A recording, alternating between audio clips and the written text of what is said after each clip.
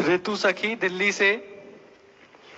सदगुरुदेव भगवान के श्री चरणों में प्रणाम। गुरुदेव, मुझे पता नहीं था कि एकादशी व्रत का उद्यापन करते हैं। दीक्षा से पूर्व मैं श्री जगन्नाथ धाम गई थी, तब एकादशी का दिन था।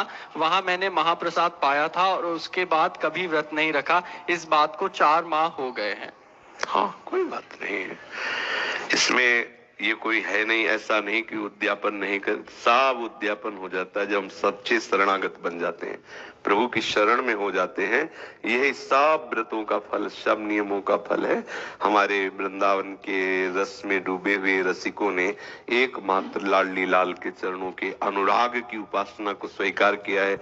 इसलिए व्रत, नियम, संयम सबकी पूर्णता लाडली लाल के चरणों में। सतत 8 पहर उनकी सेवा, उनके नाम रूप लीला का चिंतन करते रहना, जो रूखा सूखा है उनको भोग लगा के उनका उच्छिष्ट पाना, ऐसी भावना से यहाँ के रसिक जन चलते। कोई देखो खास बात नहीं, उद्यापन से क्या खास बात नहीं। हम कोई फल का अनुष्ठान, एक होता संकल्पित अनुष्ठान, उसमें करने का विधान भी बनता है। जैसे अम्बरीश जी ने संकल्पित लिया कि ऐसा करना है। अगर हम नियम पूरा नहीं करते तो फिर संकल्प टूटता है। वो संकल्पित अनुष्ठान, और हमारा पूरा का पूरा संकल्प है कि हमारी एक एक श्वास प्रिया प्रीतम के चरणों में समर्पित हो।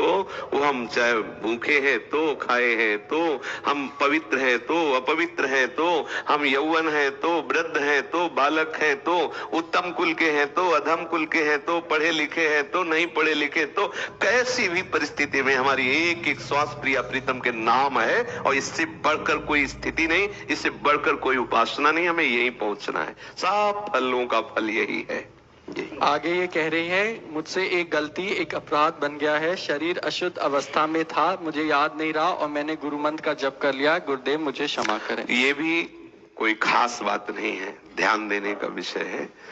जब हमें स्मृति ही नहीं है तो हमें तो साधना का फल मिल रहा है। ध्यान देने की बात है, अंदर की बात है, सर्वज्ञ प्रभु जानते हैं। यदि हमारी मंत्राकार वृत्ति डूब रही, हमें पता नहीं, फिर शौचालय में एकदम ध्यान आया कि हमारा शरीर, तो उसी समय से बंद कर दिया, नाम चलाने लगे। लेकिन उसका कोई अपराध नहीं लगेगा, क्योंकि सही माने में साधना का फल यही है कि हमें बाह्य शुद्धि न रह जाए कि शरीर क्या कर रहा है, प्रिया प्रीतम के प्रेम में डूब जाए। अगर एक क्षण के लिए ऐसी स्थिति आई है और आपको होश नहीं है, वो कोई अपराध नहीं है। मनाओ कि ऐसी स्थिति बनी रहे कि होश ही ना आवे, इस मलमूत्र के भांड का होश ही ना आवे, केवल प्रिया। ये सब वहां तक पहुंचने के लिए है। वहां जब पहुंचे तो फिर इसका कोई महत्व नहीं रहता। कोई सच्ची बात, कोई महत्व नहीं रहता।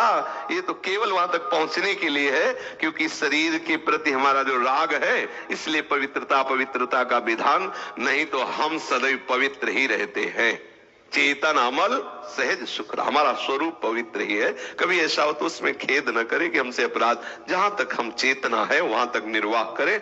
जब चेतना रहित हो गए तो उसका फिर कोई विषय नहीं। आगे ये कह रहे हैं, प्रभु मेरे साथ हैं, इस बात से मैं निर्भय और आत्मविश्वासी बन गई हूँ। गुरुदेव, क्या ये बात दैन्य होने के विपरीत है? नहीं, इसकी ठसक होनी चाहिए। इसमें दैन्यता नहीं, इसमें ठसक होनी चाहिए। हमारी लाडली जी, हमारे प्यारे, देखो कैसे बात कर रहे हैं सनातन जी।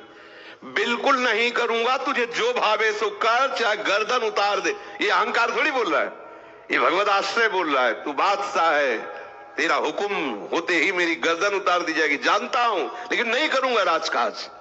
श्री कृष्ण को जीवन दे दिया, तुझे जो मन भावे सो कर। ये अहंकार नहीं है, ये हमारी भक्ति का रंग है।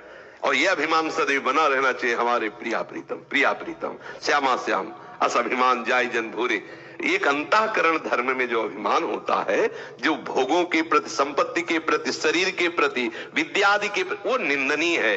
जो प्रभु के प्रति लेकर हम होता है, वो विशुद्ध सच्चिदानंद होता है। और वो अहंकार निंदनीय नहीं, वो बंदनीय। गोस्वामी तुलसीदास जी तो मांग रहे, अस अभिमान जाय जन भोरे, मैं सेवक रघुपति पर। ये भूल करके भी अभिमान कभी ना जाए, अर्थात सदैव बना रहे। हमारे यहाँ कहते हैं, हम श्री श्यामा जू के बल अभिमानी, टेढ़े रहे मोहन रसिया सो। तो ये वो निंदनीय बात नहीं है, आनंददायक है।